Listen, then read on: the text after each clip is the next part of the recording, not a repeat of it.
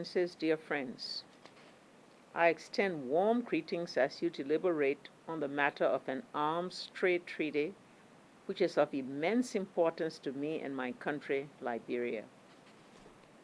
As you are all aware, I lead a country which is experiencing the terrible effects of more than 14 years of a devastating war with itself, one which destroyed tens of thousands of lives and hundreds of millions, if not billions, of dollars in social and economic infrastructure.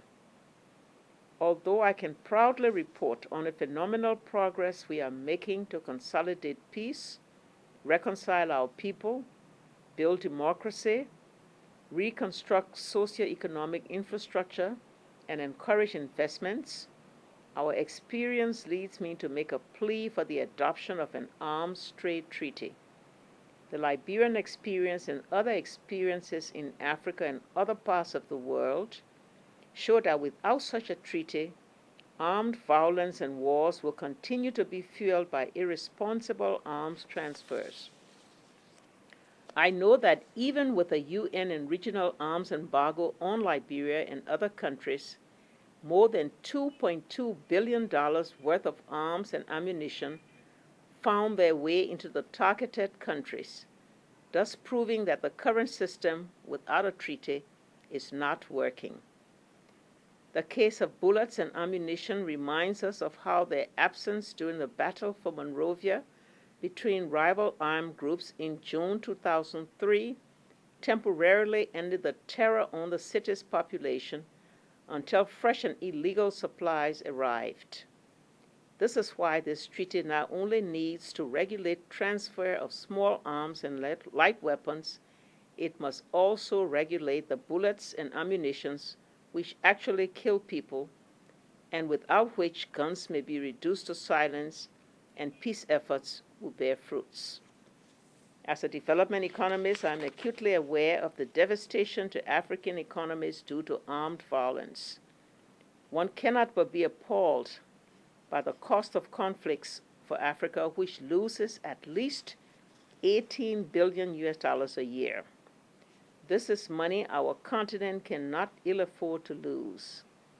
To put this in context, in 2008, the MDG Africa Steering Group identified an annual requirement of $14 billion to scale up effective HIV prevention and universal access to AIDS treatment across the continent.